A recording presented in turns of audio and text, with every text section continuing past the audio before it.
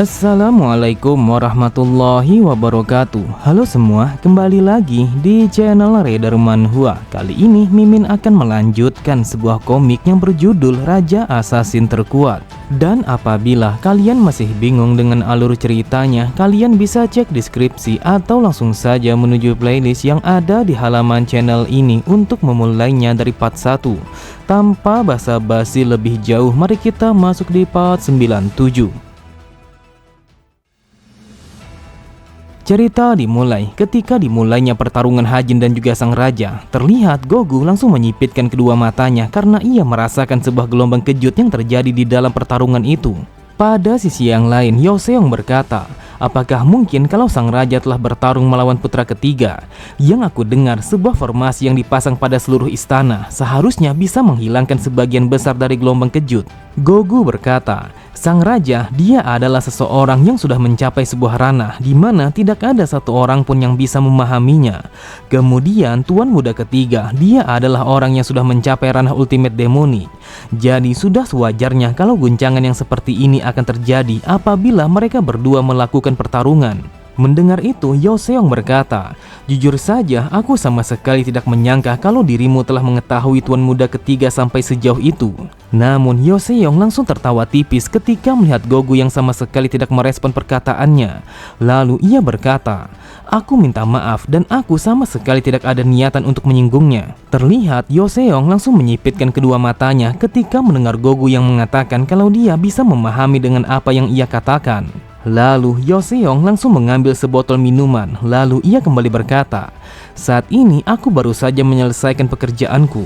Jadi apakah kau ingin minum bersamaku? Sambil menuangkan minumannya, Yoseong berkata, hal ini sangatlah luar biasa karena aku tidak menyangka kalau dirimu akan mau menerima ajakanku. Sebenarnya aku memiliki sebuah firasat kalau kau akan mengatakan sesuatu yang seperti ini. Aku sama sekali tidak suka untuk minum yang beralkohol ketika aku sedang bekerja. Jadi jika kau ingin minum, maka minumlah tanpa mengajakku. Namun Yoseong langsung terdiam ketika melihat Gogu yang sama sekali tidak tertawa ataupun memberi respon dari lelucon yang sengaja ia buat. Lalu Yoseong bergumam, dasar sialan, sejak dari dulu dia selalu saja bersikap serius seperti ini.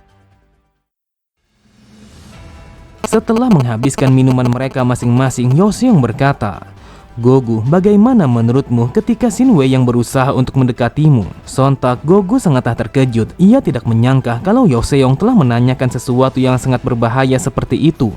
Dengan suara yang begitu datar, Yoseong kembali berkata, apakah ucapannya telah menggodamu sehingga membuatmu menjadi goyah? Seketika itu juga, Gogu langsung teringat ketika Shinwei yang mengatakan apakah dia tidak tertarik untuk merebut tahta sang raja yang sebentar lagi akan diberikan kepada putra ketiga. Shinwei mengatakan kalau orang yang sangat pantas untuk menjadi sang pewaris adalah dirinya karena dia dulunya adalah putra pertama yang sebenarnya. Tanpa pikir panjang sedikit pun, Gogu langsung mengatakan kalau apa yang dikatakan oleh Shinwei telah membuatnya menjadi goyah. Terlihat Yoseong langsung terdiam, matanya berbinar karena ia tidak menduga kalau Gogu akan jujur kepadanya. Lalu ia berkata, hal ini sangatlah mengejutkan, entah mengapa kau benar-benar mengakuinya. Dengan santainya Gogu berkata, jika kita sudah memutuskan untuk menjawabnya, maka tidak ada sebuah alasan untuk tidak berkata jujur. Mendengar itu, Yoseong hanya tersenyum. Ia bergumam, ini adalah jawaban lain yang tidak terduga. Biasanya dia adalah orang yang sama sekali tidak akan menjawab apabila itu adalah sebuah pertanyaan yang berbahaya. Apakah mungkin dia telah berubah karena dia sudah sangat sering melakukan perselisihan bersama tuan muda ketiga? Kemudian Gogu berkata, Yoseong, bagaimana dengan dirimu? Aku berpikir kalau kau menilaiku sebagai ancaman sampai-sampai kau mengajakku untuk minum seperti ini. Kau menggunakan sesuatu yang seperti ini sebagai kesempatan untuk menilaiku. Sambil tertawa, Yoseong berkata, ternyata kau sudah menyadarinya dengan begitu cepat. Tetapi karena kau menjawabnya dengan jujur, maka aku juga harus berkata dengan jujur. Yang aku inginkan hanyalah untuk minum bersamamu, dan ini bukanlah tentang mengujimu ataupun menyelidiki bagaimana niatanmu yang sebenarnya. Selain itu juga, kau terlihat baik-baik saja meskipun kau memiliki sebuah ambisi. Tetapi aku pun sangat yakin kalau itu adalah ambisi yang tidak lebih hanyalah sisa-sisa di masa lalu. Lalu Yoseong langsung mengubah pembicaraan mereka dengan menanyakan bagaimana situasi putra kedua yang sudah mereka tahan. Dikisahkan bahwa seseorang yang dieksekusi bukanlah Gwampyung, melainkan dia adalah pelayan Jin Gwayoung yang telah dipermak menjadi putra kedua. Dia dieksekusi karena dia adalah bawahan mereka berdua yang telah menjadi sebuah jembatan antara mereka dan juga Mokbi. Gogu berkata, saat ini dia berada pada penjara bawah tanah yang berada tepat di bawah kuil utama Aula Hukum Pidana. Dan di dalam sana ada ruangan pribadi, tempat makan dan juga kamar tidur. Itu adalah sebuah tempat yang dibangun untuk pelatihan rahasia, dan juga itu adalah tempat yang biasanya digunakan oleh para pemimpin Aula Hukum Pidana yang sebelumnya. Mendengar itu, Yoseong bertanya apakah putra kedua telah melatih seni bela dirinya di dalam sana. Gogu kembali berkata, aku rasa kalau kita bisa menyebutnya seperti itu. Saat ini dia telah membuang seni bela dirinya yang sudah ia pelajari dari putra pertama. Kemudian putra ketiga mengatakan kepadanya kalau itu adalah seni bela diri yang akan menggerogoti semangatnya dengan seiring berjalannya waktu. Jadi akan lebih baik kalau dia membuangnya sekarang juga dan kembali memulainya dari awal.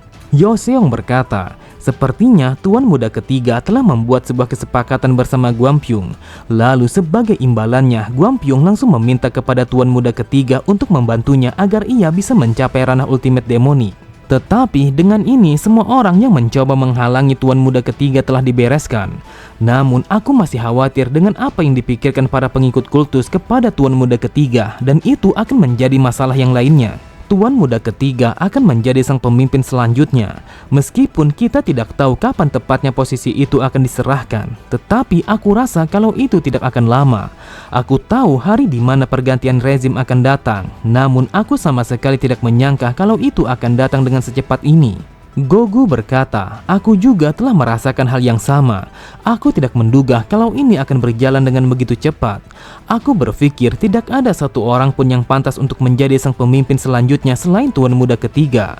Jadi aku berharap kalau kita akan bekerja sama dengan sebaik mungkin tepat di bawah tuan muda ketiga. Setelah mengatakan itu, mereka berdua langsung berusulang bersama-sama sembari berharap kalau pergantian rezim ini bukanlah sesuatu yang menghancurkan kultus mereka. Namun tiba-tiba saja mereka berdua langsung memalingkan pandangan mereka ke arah jendela ketika merasakan sebuah getaran yang sangat kuat kembali mengguncang wilayah itu.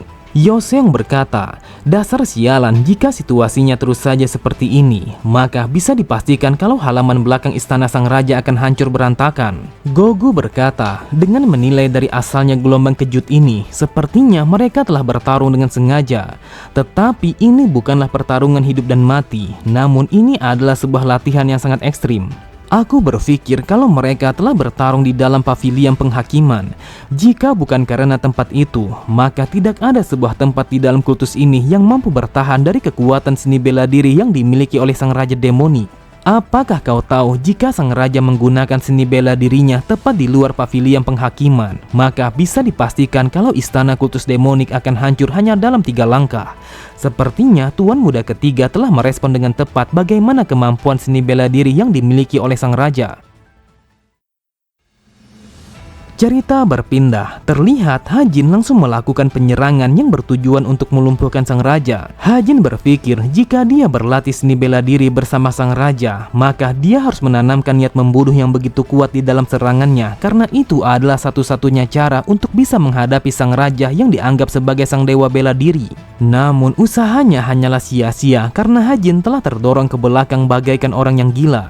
Yang ia rasakan kalau tangannya terasa patah ketika mencoba untuk melancarkan sebuah tinjuan kepada sang raja. Sambil menahan rasa sakitnya, Hajin bergumam, ini bukanlah membicarakan tentang tingkatan seni bela diri sang raja. Bahkan ini juga bukanlah perbedaan kekuatan ataupun kelemahan yang luar biasa di dalam seni bela diri. Akan tetapi ini hanyalah sebuah dorongan yang dilakukan oleh kekuatan dari sang raja. Yang aku rasakan energi internalnya sangatlah luar biasa, sampai-sampai aku bahkan sama sekali tidak mampu untuk menyentuhnya. Tingkat pelatihan tubuhnya telah berada pada level yang sangat berbeda. Sebuah pepatah pernah mengatakan, untuk menampung air danau, maka kau harus memiliki sebuah wadah yang seukuran dengan danau. Kemudian untuk menampung sebuah lautan, maka kau harus memiliki sebuah wadah yang seukuran dengan lautan. Selain itu juga, ketahanan dari wadahnya sama pentingnya dengan ukuran wadah itu. Jadi itulah yang aku rasakan dengan tubuh yang dimiliki oleh sang raja. Sebuah tubuh yang telah dilatih dengan begitu hebat sehingga tidak ada kerusakan sedikit pun pada tubuhnya ketika dia menggunakan seni bela diri yang semacam itu. Dia mampu menggunakan seni bela diri yang paling terkuat pada sepanjang masa sehingga dia telah dianggap sebagai puncaknya seni bela diri di saat ini. Melihat serangan Hajin, sang raja bergumam. Kecepatan yang ditunjukkan oleh putra ketiga benar-benar di luar dugaan. Meskipun ia menderita luka dalam yang cukup parah, tetapi ia telah menunjukkan kemampuan bela diri yang melampaui kemampuan aslinya, dan itu artinya kalau dia putus asa. Lalu sang raja berkata, "Apa yang kau tunjukkan saat ini tidaklah buruk. Kekuatan yang kau miliki telah melebihi ekspektasi, dan juga kau telah membuang semua formalitas karena kau begitu fokus untuk melakukan penyerangan.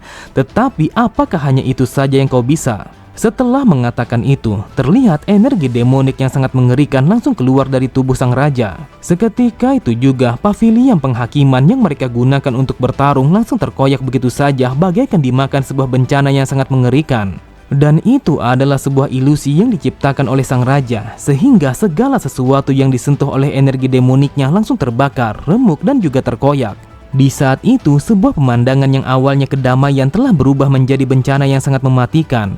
Pemandangan kota besar yang tersapu oleh topan telah terbakar sampai habis. Sebuah kota yang sama sekali tidak ada ujungnya dan juga ribuan mayat yang bergelempangan di mana-mana telah menghiasi kehancuran kota itu, sehingga bisa dikatakan kalau kota itu telah terjatuh ke dalam neraka. Dengan santainya sang raja berkata, "Sudah sangat lama sejak terakhir kali aku melakukan sesuatu yang seperti ini. Sebagai seorang master, seharusnya aku sama sekali tidak perlu merasakan sesuatu yang seperti ini ketika aku memberikan ujian kepada muridku. Tetapi emosiku mengatakan kalau aku begitu bersemangat untuk melakukan pertarungan ini bersama muridku." Di saat itu, kabut tipis yang berwarna hitam telah mengepul di mulutnya. Bahkan setiap kali ia menarik nafas dan juga membuka mulut, maka siapapun yang melihatnya pastinya menyadari kalau itu bagaikan nafas neraka. Melihat itu, Hajin bergumam, ribuan mayat yang bergelimpangan di mana-mana dan juga ribuan bangunan yang telah hancur setelah diterjang oleh badai api yang menghancurkan segalanya. Sejak aku memasuki tubuh Soryang, ini adalah pertama kalinya aku melihat penyebaran seni demonik yang seperti ini. Apakah mungkin kalau ini adalah terakhir kalinya aku melihat sesuatu yang seperti ini? Dasar sialan, tempat ini telah berubah menjadi neraka yang sesungguhnya. Tetapi aku tidak bisa membiarkan diriku dibawa ke dalam dunia yang diciptakan oleh sang raja. Jika itu telah terjadi, maka bisa dipastikan kalau aku akan mati. Jadi untuk saat ini aku harus menggunakan segala kekuatan yang aku miliki untuk melawannya. Tanpa pikir panjang sedikit pun, Hajin langsung mengerahkan seluruh tenaga dalamnya untuk menggunakan seni bela diri yang disebut sebagai seni demonik 9 gerbang alam neraka. Seketika itu juga energi demonik yang dimiliki oleh Hajin langsung meledak begitu saja, yang menandakan kalau dia telah bersiap untuk bertarung melawan sang raja. Kemudian Hajin bergumam, untuk melawan seseorang yang seperti itu, maka aku harus mengerahkan segala kemampuanku sejak dari awal. Jika tidak, maka aku sama sekali tidak akan memiliki sebuah kesempatan untuk bisa memenangkan pertarungan ini. Oke semua, cukup sampai di sini dulu pembahasan alur cerita kita. Sampai jumpa di video selanjutnya. Wassalamualaikum warahmatullahi wabarakatuh.